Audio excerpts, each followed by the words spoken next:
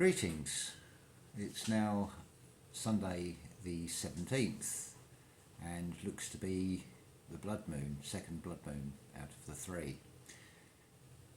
As usual, it's cloudy, so I can't actually see it, so I can't confirm it one way or the other. But I understand this is supposed to be the blood moon, and there is definitely a change in the energy. I know from one or two of you I've spoken to that you're feeling it as well. I put out a message on Facebook to say that this is nothing to worry about, which it isn't. It's an energy change that is going on. It's a natural cycle of events that happens every 2,160 years. It's just you're more in tune with it, so you're feeling it. It can appear, or it can feel like anxiety or depression. You could be getting headaches. It can manifest in a number of ways, but what it is, it's just adjustment, changes in energies. That is all it is. So there's another way of looking at this. There's three blood moons. Now this could be interpreted as the three shepherds. Red sky at night, shepherd's delight, perhaps. So this is the midway one. The last one, I believe, is 21st of March. So we're bang slap in the middle of things at the moment, and as I'm speaking now, the ringing has just gone up in my ears incredibly. There's definitely an energy going around. Even my mother said to me yesterday, I don't really want to go shopping, I can't really face going out. And I said, you're feeling anxious, aren't you? Which leads on to a very good way to explain things to you. When you've gone through what would seem to be a bad experience, you can actually draw on that. So if it's depression, for example, you've got a greater understanding than someone who's never had depression. You can't teach experience. Experience is only gained by going through an experience.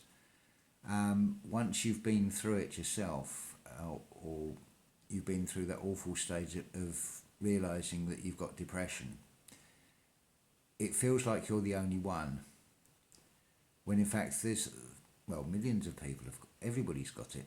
It just takes something to bring it to the surface, to trigger it off, an event that happens in your life, and bam, suddenly you've got depression. But once you come out the other side of that and can learn to, it's not curing it, it's learning to cope with it, so it's manageable, so it is not in charge of you. You are in charge of it. You are the master of your own world.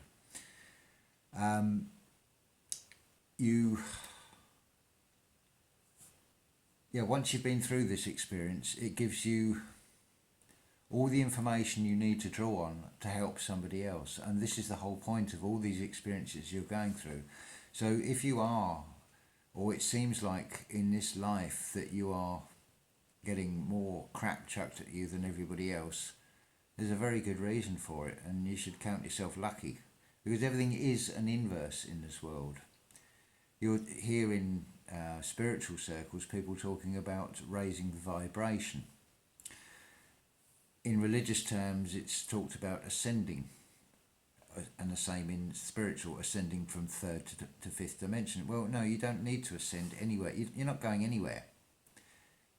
You're already there if you realise it and realise what you are. This is why you have to love yourself first, because this is an ongoing process. It's not do it once and then think, right, I'm now an ascended being. You've got to continuously keep analysing yourself, looking at making sure you are the best version of yourself that you can be.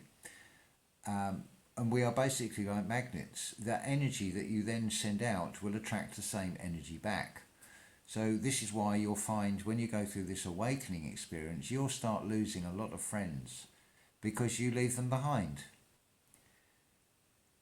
They fall away because they are falling. You've not lowered your vibration. This is why we have to raise the vibration, because we're bringing it up to our level. We're already ascended. This is the trick that's played on us. We're not unworthy. We're not lacking in anything. We've got all we ever need inside us. This is the trick that is played on us to make us feel like we've got to achieve the unattainable.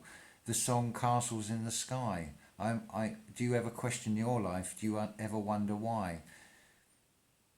Do you create castles in the sky, something that's unattainable? You don't want castles in the sky. So yes, I am asking why.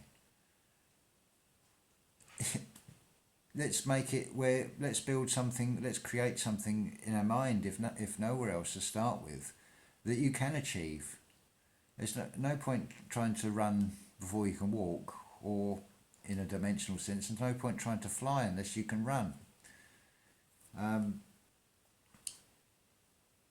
Everything has been turned around the other way. You do have the ability within you. You are all gods and goddesses. I mean, I can tell you all about I can explain away the biblical miracles very easily. I'll leave that for another time because that's a subject in itself. The basic Jesus story, there's nothing wrong with that. It's just a shame that the religions don't seem to be able to follow it. They just pick out bits of it. Otherwise, you wouldn't have churches.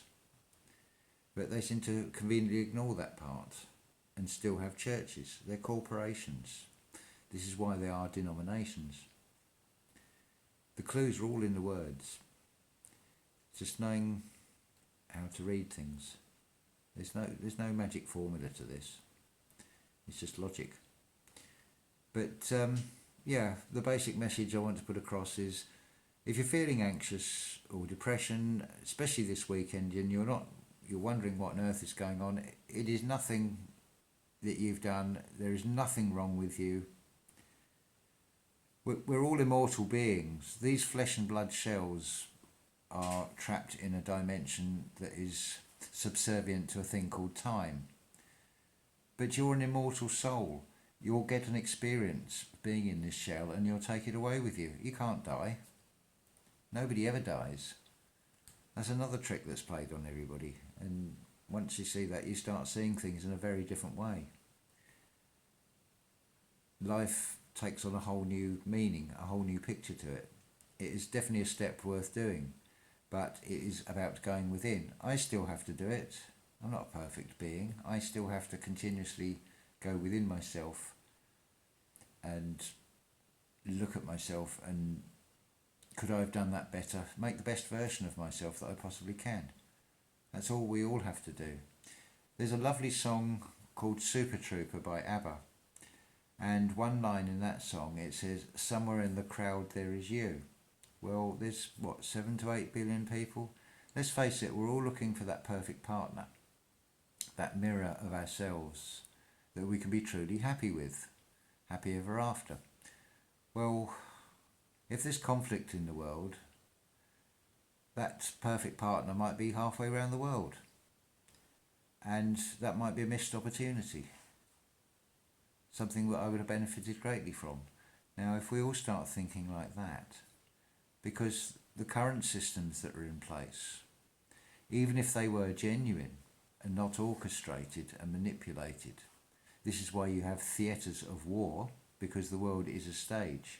That's just small theatres going on, if they can even be believed in some cases, because I can't tell you and verify what's real and what isn't out there. It doesn't matter. The point is, while there is hatred and killing going on in this world in one form or another, then your perfect partner might be caught up innocently in that conflict.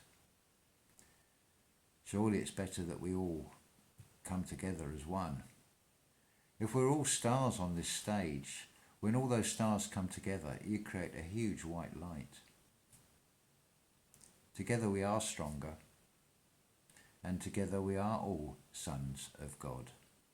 We're just fractalized parts. If we come together, we create a massive light. That is where your second coming is coming from. That is the Son of God. That's when you all come together and lose the hatred and stop killing each other. It's not rocket science. It's very simple, really. It's just there's a massive deception being played on all of us. So it gets hard to see, but it's not impossible to see. But don't believe what I say, don't believe what anybody else says, find out for yourself. You should all be asking the question, the big question is why? This is what the crucifixion symbolises, the letter Y. It is showing you to ask why. You should always ask why about everything. Why am I here? You know? Why have I had to go through this experience? Just keep asking those why questions. The more questions you ask, the more you're going to find out. But do it for yourself. Don't do it because somebody else told you. Do it because you want to do it. Everybody is in debt, but the debt is not to some fictional government. It is not to some bank creditors, international World Banking creditors. The debt is to yourself. You owe it to yourself to find out for yourself. Right, that's enough for this video, and I shall be making another one soon. And thank you for all the comments and wishes of support. That's wonderful. Thank you.